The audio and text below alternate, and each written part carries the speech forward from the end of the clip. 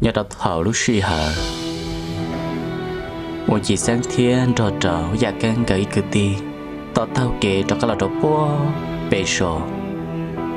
sợ trâu lò trò bê sổ nó sẽ họ bố bố tôi dễ bỏ trò nó họ bố nhớ trò bê sổ nó là thảo lúc suy hở gãy cứ ti là sợ trò bố tiền tù sổ gãy thế là dần chí ít tu giờ gì và nhớ trò và căng là lúc sổ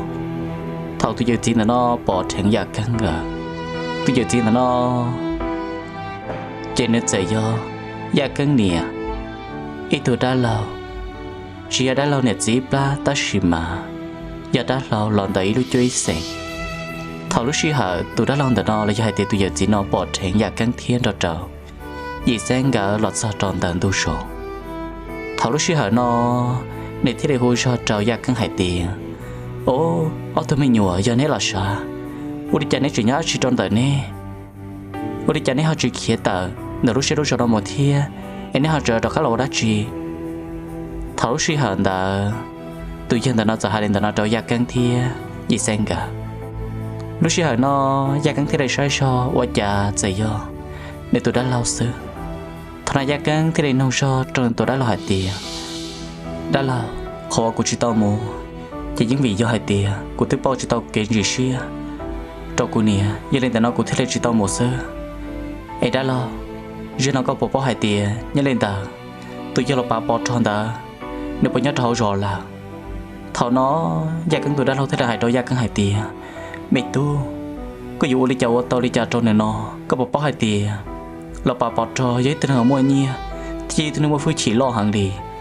giờ nó cũng có chỉ bao hại tiền giờ nó mua ra chỉ là ta chỉ trở lại tên là chỉ bé sẹn nhớ thấu rồi nó là tao hại mà rong cầu li là tao bị hại tiền nhưng lên tao lo bà bỏ cho người tao một bữa ăn tròn nó tụt không dừng lo là lúc sau là chỉ bỏ hai tiền mua đã chỉ ta chỉ cho nó xóm mình chỉ lên tao sơ em ấy tu nếu chỉ đi kia tao này biết lúc sau nó một cái để tao giờ này giờ sắp bỏ cô chôn chúa rồi có niệm bồi tư là niệm vô chỉ tao giờ nó bé cho lòng tao nó bé tu vô chỉ tao là em nói là giờ nó nếu chưa mình nhảy giàu sơ khỏi trong cha chỉ nếu chỉ đi tao thì chỉ đi khéo biết lúc sau nó một sơ lại nó nên lo tiệt gì giờ cái bao của cho nó nên mà để cho các thứ là bao lấy những chuyện tao đi ấy giờ đây nó mày tu cơ chủ tôi vừa lấy của đã lo hại thế na thảo nó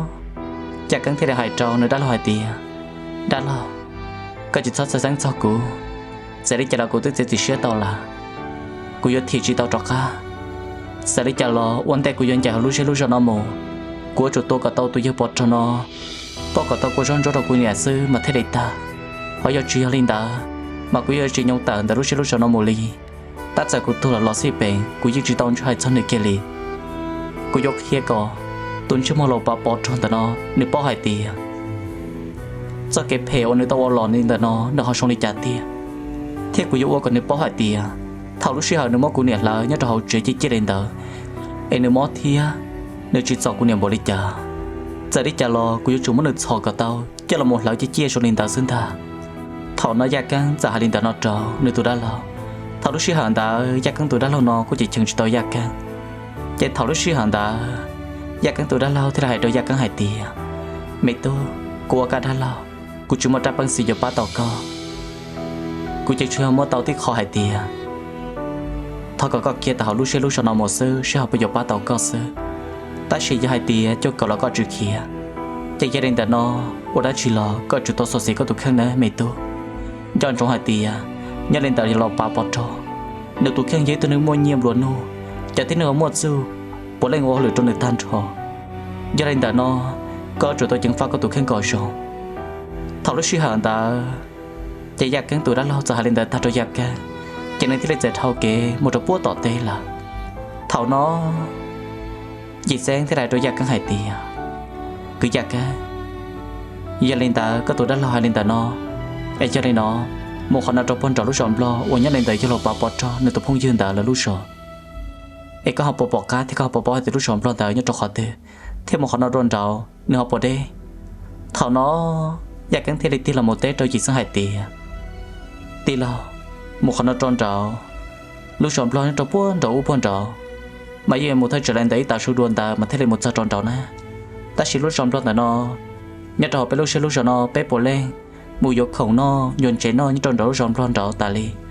cú nè tích cứng cho cô mù là cú có bao hai tiếng rõm rõn ta như tròn khó tư thia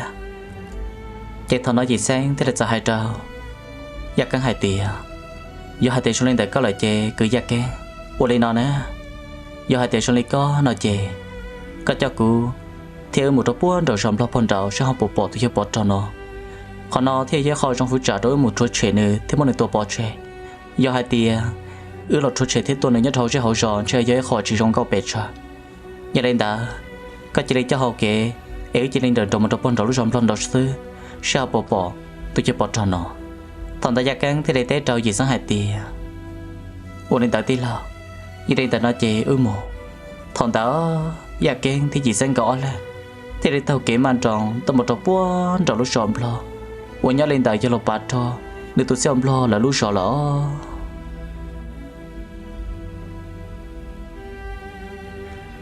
còn nó đâu to cô hay vô thật cho nhớ lên ta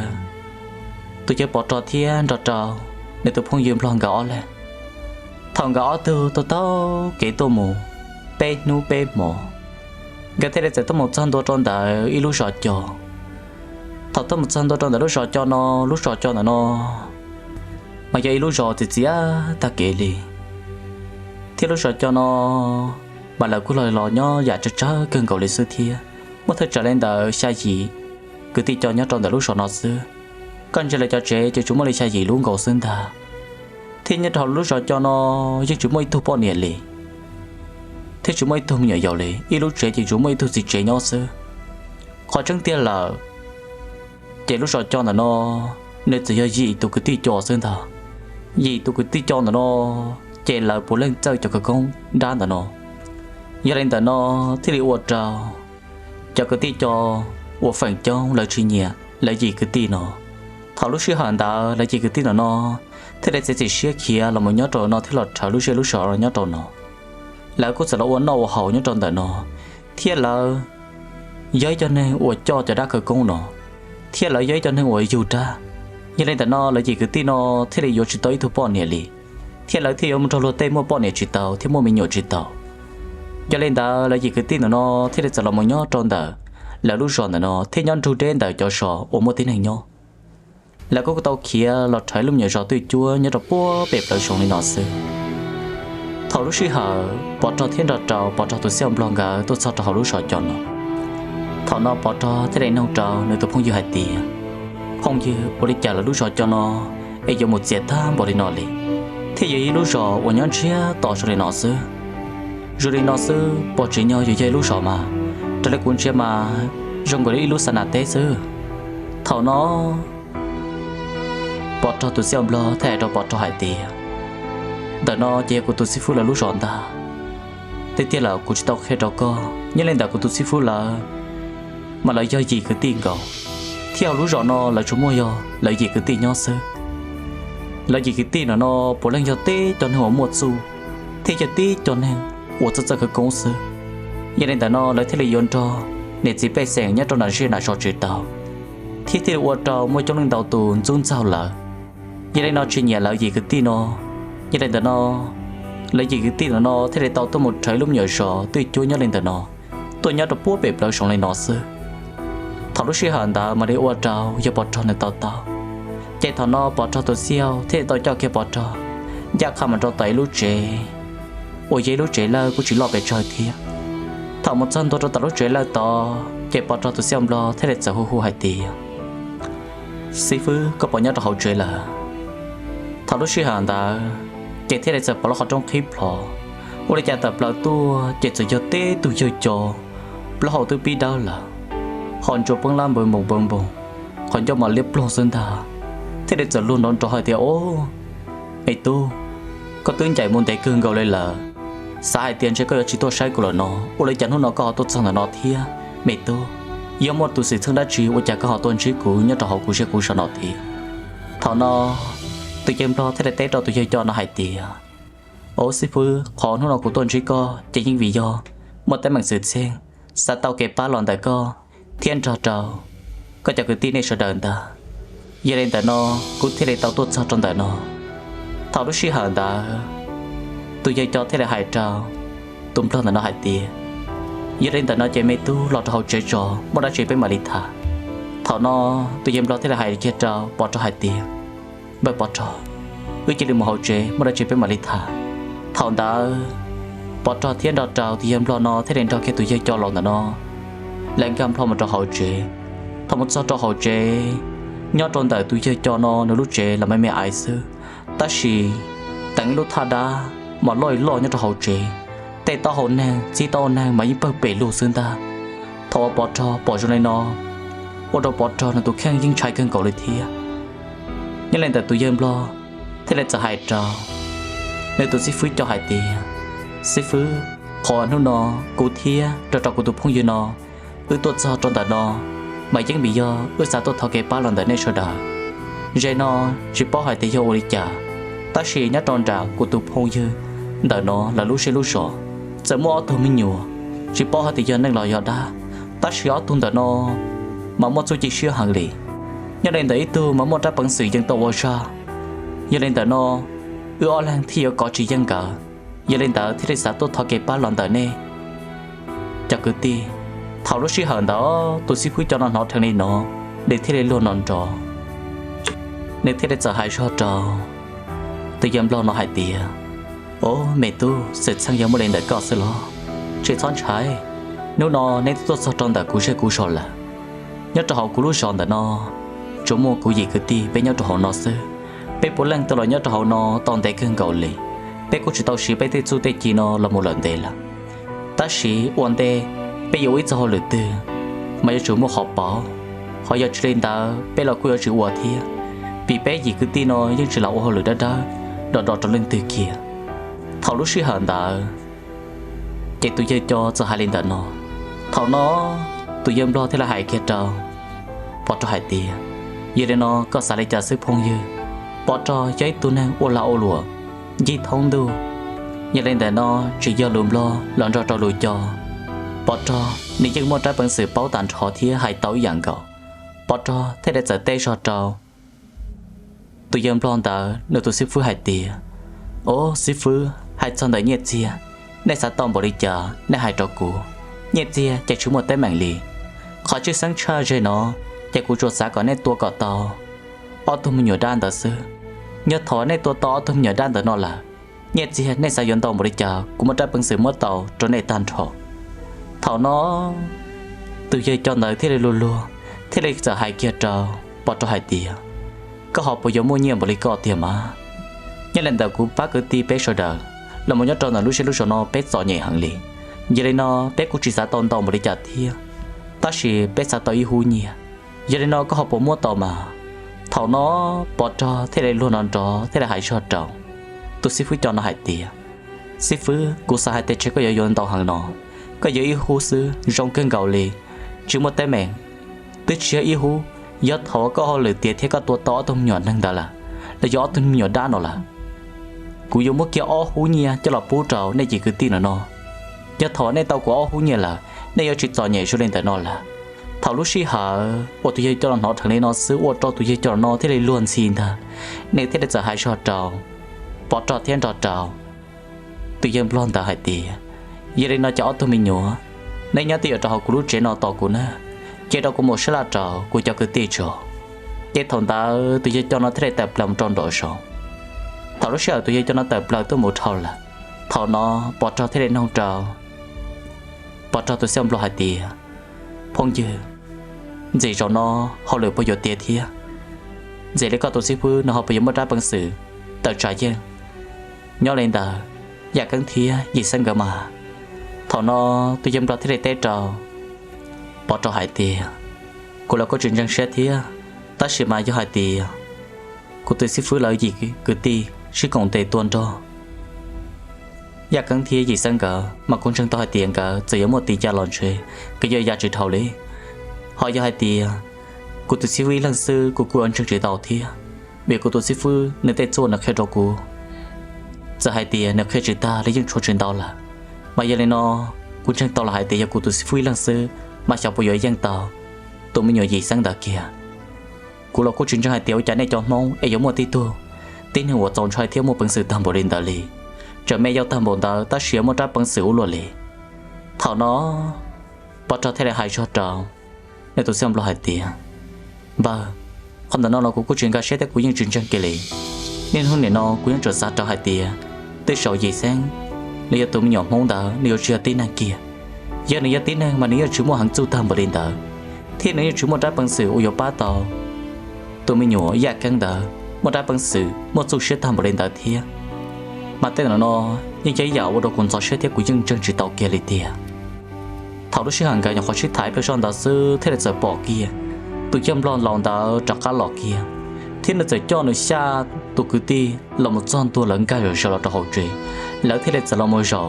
rồi nhớ kia tròn đào bỏ trò thiên là trò bỏ trò tụi xem lo nghĩ xa thế lỡ thế là giờ hai trò bỏ trò hai tía ô phong như nó bé ti lo hai tía có mỗi giống giờ hậu lử sao có bé mồ giờ thọ bé ô tía là có dùng mua hú nhà đồ bé giờ đây nó họ bổ một trắng đi cụ ti lao to hải thía họ nói là sẽ đặt dẫn nó lên tao nó cho bỏ trò thế đây tết rồi là sẽ đặt hải tía hải sao đấy như chia cho chúng một tay mà kia chủ yếu nên đầu tao khó tay mà nó tao cú sư thế nên qua tao học cú xét sư chỉ có yếu mua nhẹ chỗ này xử lý yếu hú nhẹ ta tao cá thọ nên tao có hú nhẹ đó là nếu chỉ tao nhảy xuống lên nên hú nọ thằng nó suy hẳn đã qua tao chấm lo lấy tao trâu gì tao cứ ti cho nó lại trong sẽ cân cầu lên ta lại thế để trở luôn chi thế để trở hai trò bắt cho hai tiền giờ lên ta nó bây giờ cái tiêu có cho họ nó thầu từ thầu đó bắt cho thế để hai trò gì tôi cứ đi cho nó hai tiền hai con ta lúc họ lừa bây giờ cái tiêu của nó nhớ trong đó này số đầu sư giờ hai tên em bắt chi nhớ trong thầu từ chỉ bây giờ cái tiêu của trong thầu nó bắt cho gì tôi cứ tìm cho nó lại trong sẽ hàng lì lại thế để trở hai trò bỏ cho hai tỷ, như lên tận nó nên tôi kể đây tôi thiệt trở nên họ so thiệt gì ô lì nó nữa, chỉ là bé so nhưng trong đời bé lúc so nó lý một chỗ, em căn tôi ta kiên ta, bé mà đã đặt khách sạn so một tập búa trong này so, em chỉ trong này xử lý cho bé, xa cứ tin nó một sai số, nhớ trong đó, nên lúc so ta, áo tôi mình nhổ trong trai, ở này huệ tem nhổ đan ta họ giống một số chi tiết tam bảo lý tử, đây là cuộc sống mà tới sau.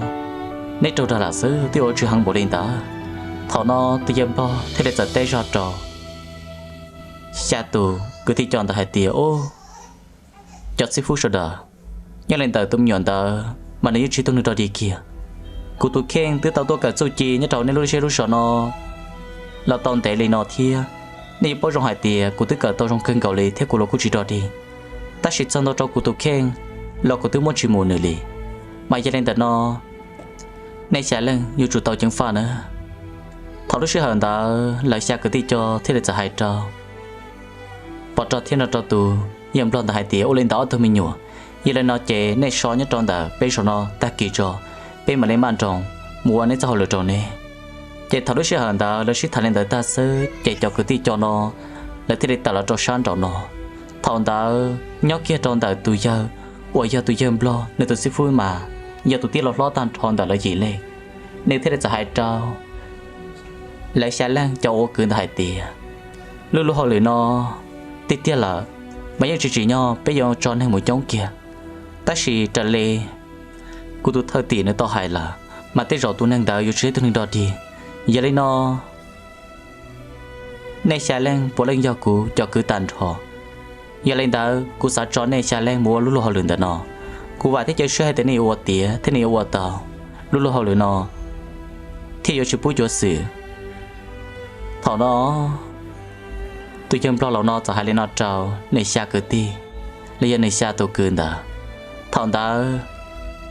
tôi chăm lo nó này xa tôi cứ thế là giờ tê cho trâu tôi chăm lo nó hai tía ô lên đại ti lao có nhớ trâu sẽ hỏi cho nó chỉ thì thay có tôi khen cổ sòng thía bé mù nó bé chúa có tiệt sư lúc lúc họ lừa nó như chỉ bút cho sự bé dòng gà có tàu nhẹ tàu chia cho lọ ba bé lúc xe lúc sọ nó có bé gì cứ ti nó bé chỉ thoát sọ nhảy xuống lại giá ta là chạy thọ nó xa tôi cứ ti cho nó là giờ hai lên nó trâu là tự ti là chạy đó cái trong thùng xe sư bỏ cho thiên đọt trâu thì dầm lo thế để tàu cho xa tôi cứ ti cho nó là thế để mang trồng cho các lọ trâu buôn trâu sòng lon ta thọ lúc xí hở ủa lại lọt trong đồ sòng lo, ta chỉ mà lại tiếc lọt chỉ tao cho nó đồ sòng lo, lại giờ lọt một chỗ đó buồn, trời tụi đi lô ta so, 我nhân trả kênh tờ bà tròn đồ xóm lọt thia cho các là một tròn trào lúc sọt cho nhất tròn là tôi đây nó chỉ nhân trả kênh kiên tờ nhất tròn lúc xí hẳn tờ sư chỉ sáng thiên trò trào giặc căng gõ tu là dân tàu cá thiết trở ca nhân nên tại giờ bỏ trò tôi một sao tròn đầu tôi đen tờ thia nhất tròn lúc xí hẳn tờ chỉ sáng gỡ ít cứ ti cô sẽ tốt sao tròn là tôi cứ đen nó chèn gõ này cô sẽ thọ tới cho anh chị thiết chẳng mất cho anh chị tờ nó cho là một chỉ nó sù vì nhớ cho thảo lúc xưa họ nó cho già ta sưu đùa luôn luôn chơi chế nhớ cho bỏ sọn đùa gợi cho chị chế nó nhớ trong tận thu kể ô đi chặt thảo lúc xưa họ đã xưa giờ nó xong của linh tư tao kể bị phong tới nhau kể làm một thảo nó gợi thích cho tao hồng chuyện kia ô đi chặt giờ bỏ mua giờ xa gì tụi cứ ti ô giờ tê cho chỉ nên chơi ô lo xuyên chùa sân ta thảo lúc xưa họ đã nhắc căng chơi cho ít tuổi nhớ trong phong đặc caว่าจะจะเยอะๆปอดจอนดาตอนนั้นจะกันที่ได้หายชอดเราหยิบสังหายเตียที่เราหยิบเส้นแต่น่าจะเยอะปอดจอนดาละชอถอนน้องก็อีกคือที่ได้เสจังดาท่องที่รู้ชื่อหันดาซื้อปอดจอนที่ได้ปอดแทงเกาเทียปอดจอนที่ได้ล้วนดอนจอที่หายชอดเราหยิบเส้นเทียอยากกันก็เอาตัวหายตีโอ้สาหายเตียเนี่ยเอาตัวนั้นเนี่ยเช่นนี่ตัวเขียนเก่าเท่นี่ตัวเขียนหมดเลยเด้น่ะเนาะนี่ตัวคือเนี่ยอยากชันน่ะเนี่ยหมดเด้หันน่ะเนาะว่าจันหุ่นนอนได้จนเจเกตัวจอนแต่นอเทียnhất trong hôm nọ sẽ nấy giống một tỷ giá là nấy giống giá trị thầu nhất trong hôm nọ sẽ nấy giống hàng bự giá là nấy giống kia chỉ thầu để cút sai tiền ở một kia li nếu bộ bỏ hai tiền để nó do lên từ để nó bỏ lên do xa tổ sĩ phứ ở môi trường sưu tuôn chu giờ đây nó hôm nọ người do hôm cờ trong này ó lần là xưa cút sẽ xe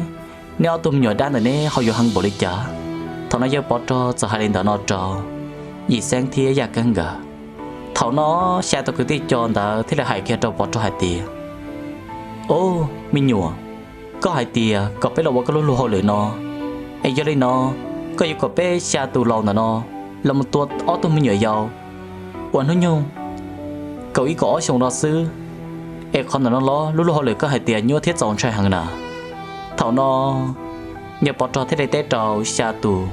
sĩ phư chọn nó hải tìa giờ là ta cho sĩ phư ở tôi mình nhổn tận nè chỉ ở tôi đừng đòi đi kia chỉ bảo chẳng cái gì đã cho nè giờ đây tận nó nè chủ tôi chẳng phạt thia nếu chủ tao sổ xỉ thảo lúc xí hàng ta uất trâu xa tôi cứ tin cho nó thế luôn non trâu thế để trả hai trâu tôi giờ bỏ trâu thiên trâu trâu bỏ trâu tôi xem lòng cả hai tía ô nếu tôi nó mà chỉ tao hồi lời kia sao chỉ cho hai tía này lọt ta lên tận nè ta chỉ nè trở chạy ở tôi nhảy vô rồi nó thia rồi nó xứ ai vô đi cháu tao đi chả cho nè nà ở tôi mê ai cho nên nó xứ ít lúc đã lúc sau tới chỉ mua cho nên tại nó xứ ai họ dùng một đã chỉ là một tờ tràn cho nên thằng nó tụi dân lo ôi giờ bỏ cho tụi siêu thế để giải cho trâu xa tụi cứ đi cho nó hai tia cho sư phụ nếu chủ tôi chẳng pha nhớ lên đó tôi đã co đi chưa từng trò đi kia